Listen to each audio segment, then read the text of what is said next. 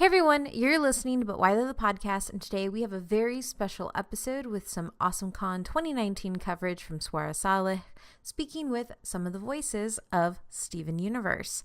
Take a listen and enjoy.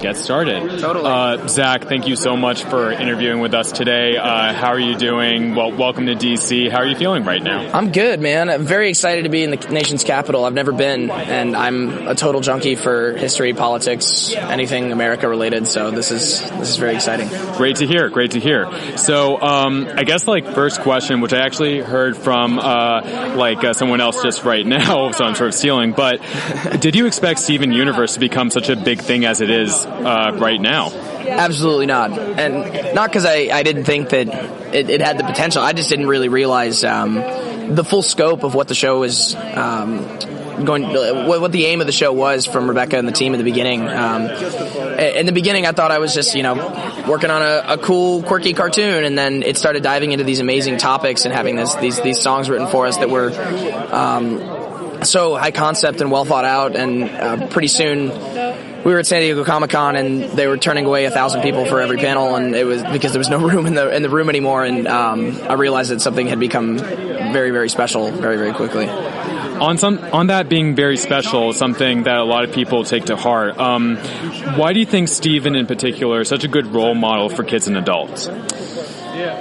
He always accepts people for who they are, and tries to find redeeming qualities in everyone, even when it becomes detrimental to him. Sometimes he'll take on so much, almost to an unhealthy degree sometimes. But it's an admirable trait that he takes on so much for the sake of the people he loves, and that's a quality that I think, in a healthy way, that everyone should aspire to. And it's not without mistakes being made along the way, but it's a beautiful thing to have that character out there as a role model and to be behind that. What has Steven taught you personally as an artist, and also just personally, generally? Oh man, I could do a thesis on this subject, and there's some stuff that, really the crux of this question lies in some things on the show that haven't come out yet, that really bring the arc of my relationship with Steven full circle. But Steven and I have become somewhat, what's the word I'm looking for? There's a lot of symbiosis there over the course of the year, and the character has become closer to who I am over the course of the years, just because Rebecca and the team got to know me more, and they've done that with all the characters and factoring that into the writing process. But Steven and I have had a very similar arc in life and very similar trials in life of having a much larger allocation of responsibility than normal placed on our shoulders at a young age, and rising to the challenge for that, and what kind of mental things come from that. It's been pretty eye-opening. Just recently, in the past few weeks, some of the revelations I've had about that. So I can't answer this without a hint of vagueness, because there's a lot of stuff. Really, the end of that arc for me is still in the making. But that actually kind of leads into my next question. What can you say? We've been waiting for news about a season 6. We know there's a movie coming out, but what can you say that's going to be happening for Steven and the Gems on the next stage of their journey, if you can say anything at all? I'm not legally barred from saying anything, but I can name a dozen people that would have my head if I did, so I'm not going to do that. pretty much like I told the marketing people at the network the other day. So like the two things I'm allowed to say about the movie are it's a movie and it's dope. Other than that, I'm pretty limited. And then anything beyond that, I'm not sure what I'm supposed to say. They don't send me talking points. They're not like, here, you should like steer the conversation in this direction. So I'm just kind of winging it all the time. Okay, I've just got 2 more questions for you. How far in advance do you know the ending for season 5? How far in advance of it airing or voicing it? Voicing it, the story direction, that sort of thing. Like 6 months. Oh, wow. Yeah, like obviously like super specifics, not quite, but I was seeing concept art for White Diamond in like, early 2017, I think. Rebecca just, pulling it up on her phone and was really excited, and that got me really excited because she's my favorite character design in the whole show. It's a great design. Thank you. So yeah, in advance of it airing, it like we knew it was happening like 2 years in advance, and we've been keeping our mouth shut about it for that long. So imagine like the things in the movie and everything else, like we having to keep our mouth shut. It's the biggest thing we've done to date, but there's nothing really we can say yet, which becomes kind of a dance sometimes because I'm always afraid of like Tom Hollanding it and like spilling the entire show all at once by accident on a panel or something and like never leaving my house again. Yeah, totally. Actually, I have 2 quick questions. One question is, which of Steven's 4 gem fusions that we have so far, Stevani, the others I'm blanking at the moment because I'm just like... Smoky Quartz, yeah, and Pearl 2.0 and Sunstone. So which of those 4 would you say is your personal favorite so far? All right, Sunstone is like public knowledge now. I forgot about that. It's a hard question, I know. Yeah, now that we have new ones I can talk about, probably Sunstone. That energy, Sunstone's cool, infectious. Sardonyx was my favorite fusion before, like in general. Same. So that kind of fulfills that need from a Steven fusion for me. One last question: what other projects do you have upcoming that you want people to know about? So I'm constantly doing episodes of the Goldberg. Well, not constantly. That's an exaggeration, but I've done like 8 or 9 episodes for them, and a few in the past like couple months that have just come out. So that's out there. I'm doing a new show as a lead, an animated show for DreamWorks that I'm not allowed to talk about yet, but it's based on an existing property, and it's very exciting. Thank you. We've been working on that for like a year and a half now. And then I put my album out last year. Pretty much walking away from the industry and taking a break pretty soon here. There'll still be stuff coming out. My Amazon show just had Magic. There's still episodes coming out for that through next year. But I'm getting ready to like fall off the face of the earth for a while and do some traveling. Sounds really great. Zach, thank you so much for talking with us today, and have an amazing rest of your con. Thanks, man. You too. Thank you. Good stuff. I am now with Susan Egan. Susan, thank you so much for taking the time to speak with us today. Oh, it's such a pleasure. Thank you for having me. Of course. Thank you for talking with us. So I'm just going to be blunt. How does it feel to know that you're a part of so many children's and current adults' lives through the various animated and live-action characters you've played, like Meg, Rose Quartz, etc., Belle, and like, how does it feel?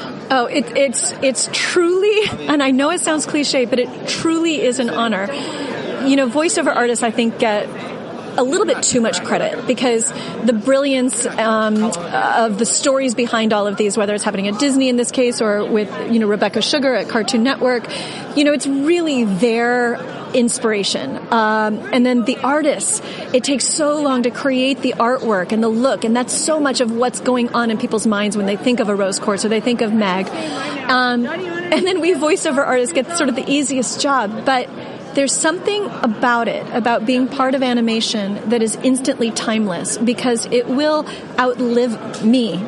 My kids will see it, their kids will see it. And so that is where my heart just truly gets full. And it started out for me with Disney, which is, to start with the top is pretty incredible. With Hercules and Beauty and the Beast was fantastic.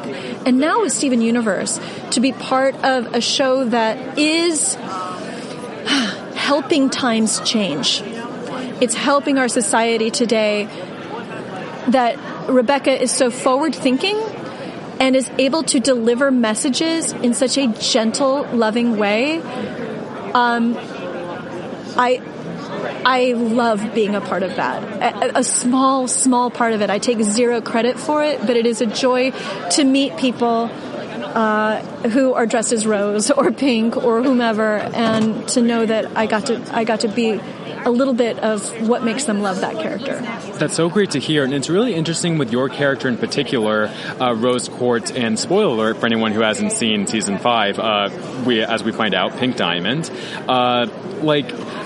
Your character in particular, even though your character isn't present in the show for a majority of it, is still so incredibly pivotal to what so many other of the characters have been through and what they're going through currently. So what's that like for you as a viewer of the show to see that, knowing that's what your character has done? Right. I mean, it's funny to me that people even want an autograph of Rose, because I think I've done maybe 14 out of the 1,000 episodes, right? So, but I watch the series, of course, and Rose's photo is always there. She's discussed in every episode. Like, there is something, and for me, it's a lesson in the wake that you create as a human being or as a gem. But the lesson for the planet here, for us, is that your decisions have consequences, and not just for you, but for everybody surrounding you. And that Rose's choices have created this situation for everybody else. But also, you can blame her, you can love her, but also that nobody's perfect. And the forgiveness in the gems and everything is also a testament to the multiple levels that Rebecca is writing at. In particular, how did it feel for you to watch the season 5 finale? Right. So we recorded that a year before it was released, and so we were sitting on that information for a long time. And the reaction was really surprising to me. I got a lot of hate tweets, even though I'm just the actress. No, stay off Twitter. No, it's okay, because, and the way I was able to respond to them as well is, I love your passion. I love that you care so much. And but also, hang on. There's going to be more information next season. You're going to learn more about the why of everything. But I also like that it is not simple. It is not black and white. It is, it is complicated, like the world is. This is not a simple cartoon. It doesn't speak down to children. It speaks to children at the level at which they are capable of listening. And I like that. So I like the complicated nature of it, even if it does mean sometimes, people are going to love you or hate you because of it. Right, totally. Couple more questions. How long in advance do you know that your character was Pink Diamond? I got the script the night before. Wow. How does that feel as a voice actor, knowing, just please tell us your thoughts on that. Yeah, it's that holy expletive. So even the very first episode I did as Rose, I got the script the night before, and then I'm seeing the storyboards, and I sort of just had to sit in a room and weep a little bit, because that monologue that Rose delivers to Stephen on that VHS tape, I think that's why, first of all, I don't even know how Rebecca knows how to write all that, because for me to get to play a mom at the moment in my life when I'm a mom, that monologue is so authentically how a mother feels. Right. And then, so going down the line, several seasons later, talking about Pink's decision and the position she put Pearl in, and the position she put Steven in, and then everybody else,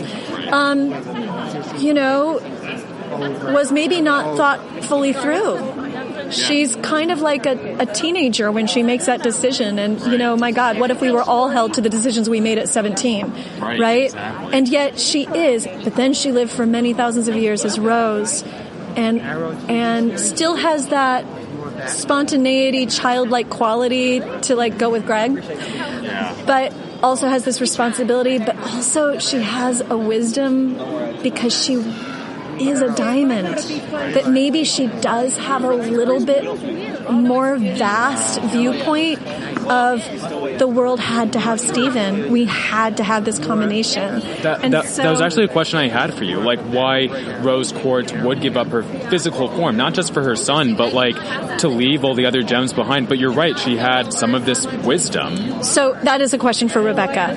As an actress justifying it, it can't be a whim. It can't be simply because, oh, this guy Greg is so cute, and we're going to have a dalliance, and I'm going to have a baby.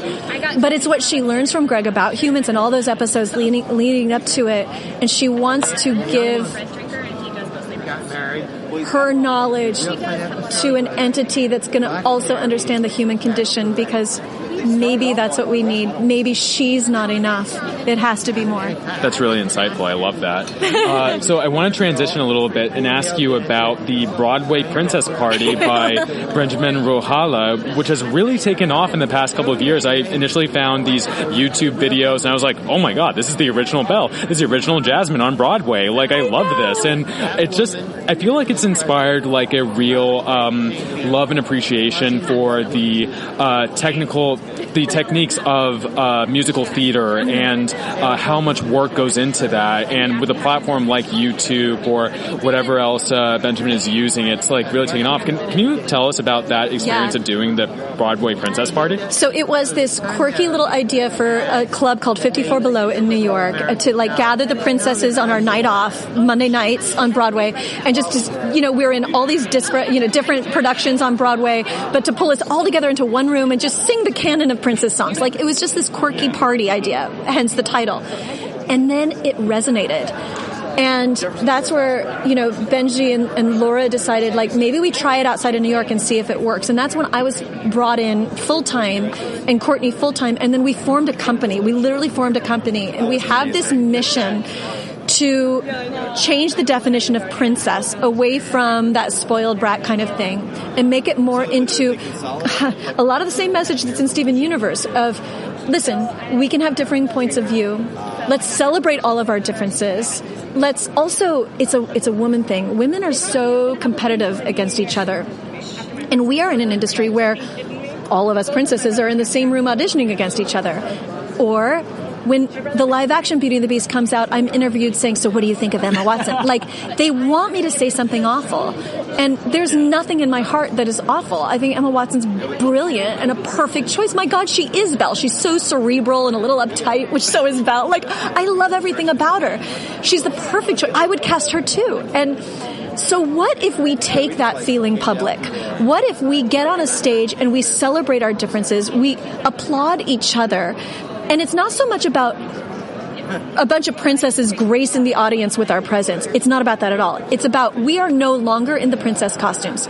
You guys are. You guys show up as cosplay. You're Jasmine. You're Belle. Let's all, everybody in that room, the trucker with the neck tattoos and the father who brought his 5-year-old daughter and the mom who brought her 11-year-old son. We all have an inner princess. Let's unleash it together. Let's celebrate these characters that we were lucky enough to play for a time, but let's celebrate them together because they are what has brought us together. And let's look at the courage they've had. Let's look at the strength. Let's look at the quirkiness. Rapunzel's neurotic. Let's admit it. And also, let's sing this music, and let's sing it together. Yeah. Like, we're going to sing it with these kicky arrangements that Benji has come up with. You will never hear Let It Go the way you do in the 3-part harmony that we do, because it is dissonant, it is powerful, and it's more like, it's not just Elsa in an ice castle. It's all of us saying a mantra for, like, let it go. Let's come together and let the rest of it go. And let's just have a place that's safe, that's beautiful. Let's celebrate each other. We had this guy come dressed as Elsa with a sign that said, let it bro. And I'm like, yes, that's right. And embrace it. Yeah.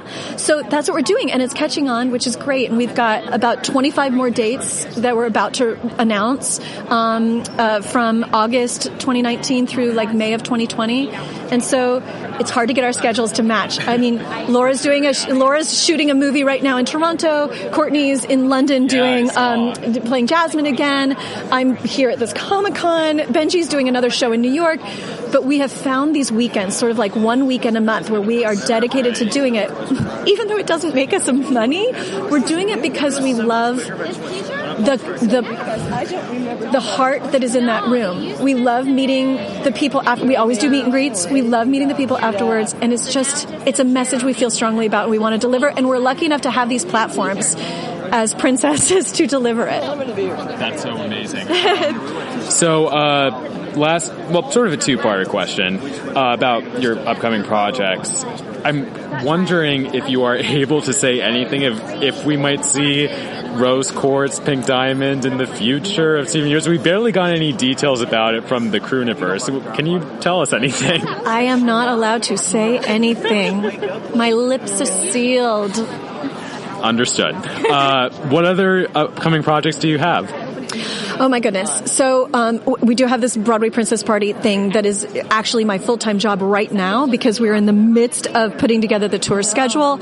And so definitely be on the lookout for that. I'm doing a few more Comic-Cons. And I have solo concerts happening all the time. I'm going to be with the Chicago Symphony this summer. I'm with Tucson Symphony coming up as well. And that stuff. If you haven't, see, on Broadway, we're lucky if we get like 15 instruments. And so it's a lot of fun, and I love Broadway, but getting to sing the Broadway music with 85 pieces is a different experience where the room vibrates with all of those strings and all of that brass, and you just hear the lushness of that music in a new way. And so I will always keep one foot in the concert arena. And so I've got a bunch of symphony concerts coming up. You can go to susanegan.net or find me at I am Susan Egan on Twitter or Insta, and I'm constantly posting about the concerts that I've got coming. Amazing. Thank you so much, the iconic, legendary Susan Egan. Thank you so much for talking with But Why Though today. Truly my honor. Thanks for having me. Thank you. And that's it. We want to give a big shout out to Swara for all of his Awesome Con 2019 coverage, and you can count on more interviews and audio like this live from the convention floor. So make sure you follow us on all of our social media at ButWhyThoughPC and get engaged with us.